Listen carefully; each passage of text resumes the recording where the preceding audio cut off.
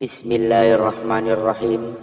Assalamualaikum warahmatullahi wabarakatuh. Syukur alhamdulillah kita bisa berjumpa lagi di channel ini. Salawat dan salam selalu dan tetap tercurahkan kepada junjungan kita Nabi besar Muhammad sallallahu alaihi wasallam. Allahumma sholli ala sayyidina Muhammad wa ala ali sayyidina Muhammad.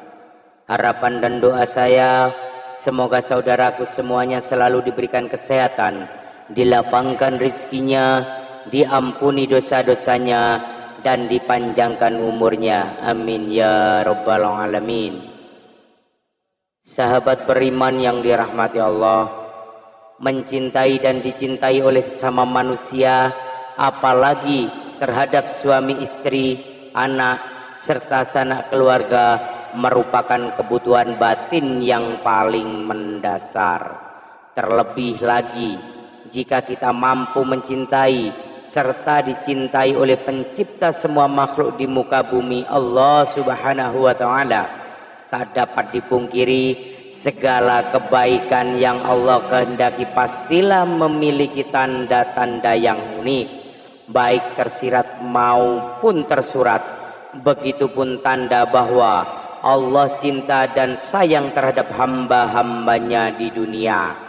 Sahabat beriman yang dirahmati Allah, terdapat 3 tanda bahwa seorang hamba mendapatkan kasih dan sayang dari Allah saat berada di alam dunia. Tanda-tanda tersebut yaitu, yang pertama adalah Allah subhanahu wa ta'ala membalaskan keburukan hamba tersebut secara langsung di dunia, agar nanti ia terlepas dari balasan Allah di akhirat.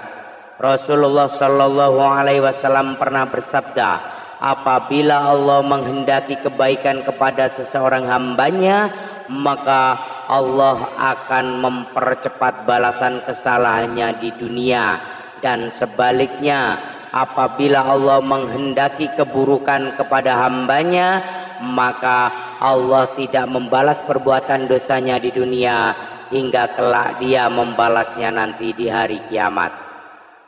Hadis riwayat Tabrani. Itulah tanda pertama yang mana Allah berikan kepada hamba kecintaannya. Dia mempercepat balasan keburukan kepada hambanya tersebut agar manusia tersebut segera bertaubat dan memperbaiki kesalahan yang ia telah perbuat.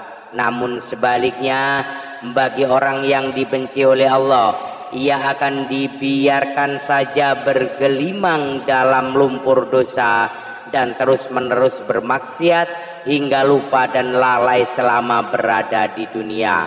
Oleh sebab itu, sudah sepatutnya seorang mukmin selalu menerima segala bentuk kesusahan yang ia terima di dunia dengan ikhlas dan ridha. Mungkin saja itu merupakan hukuman dari Allah akibat kesalahan kita, sekaligus sebagai tanda bahwa Allah mencintai hambanya agar kita segera insaf dan bertaubat. Karenanya balasan Allah di dunia sangat tidak sebanding dengan balasan Allah di akhirat. Ketika di akhirat seorang hamba sudah tak memiliki kesempatan lagi untuk bertaubat, serta balasannya pun jauh lebih dasar. Ingatlah bahwa Allah subhanahu wa ta'ala berfirman dalam surat Al-A'raf ayat 168, dan kami coba mereka dengan nikmat yang baik dan bencana yang buruk agar mereka kembali kepada kebenaran. Berkaca dari firman-Nya tersebut, sudah jelas bahwa cobaan dan ujian merupakan sunatullah yang di dalam pasti mengandung rahmat dan hikmah bagi hambanya. Allah memiliki banyak cara yang berbeda-beda untuk mengembalikan hambanya kembali menuju jalan lurusnya. Yang kedua adalah Allah subhanahu wa ta'ala bukakan hatinya dan mengisinya dengan keyakinan yang kuat dan kokoh.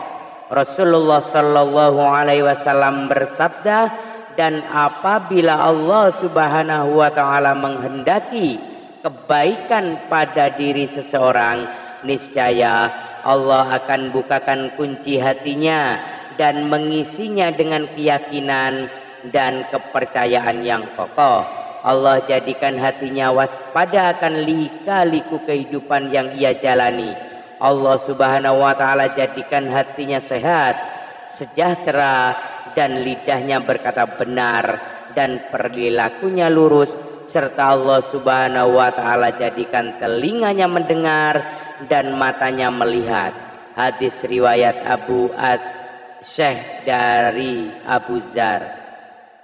Melihat hadis Nabi Shallallahu Alaihi Wasallam di atas sudah jelas bahwa hamba yang Allah Subhanahu Wa Taala bukakan hatinya, ia akan memiliki tingkah laku yang lurus, baik dari ucapan dan perbuatannya.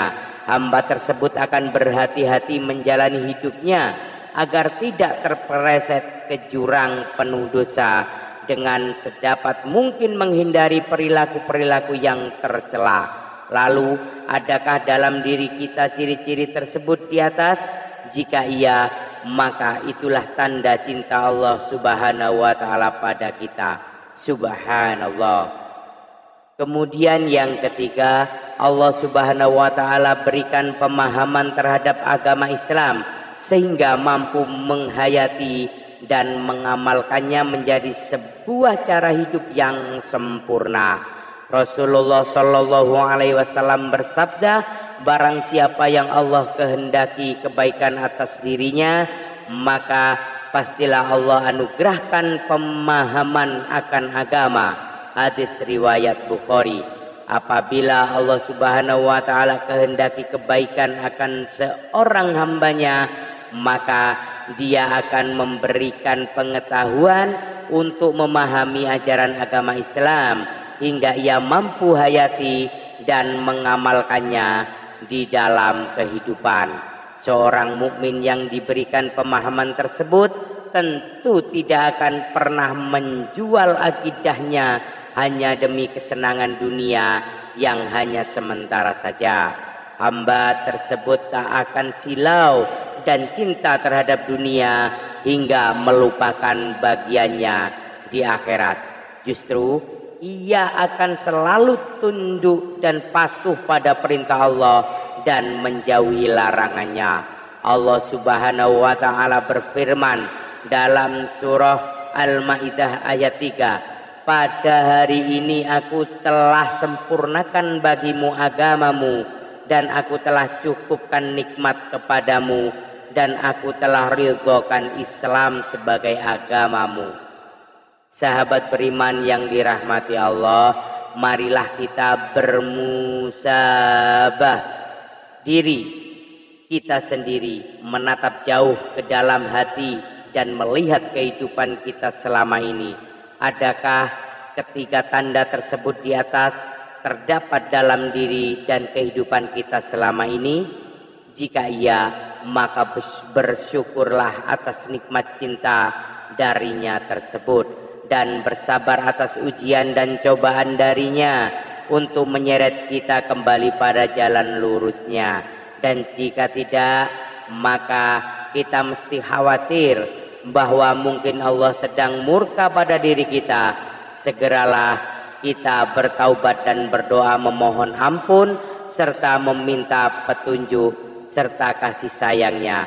Yakinlah bahwa Allah selalu menerima taubat hambanya yang mau kembali padanya. Wallahu a'lam bishawab.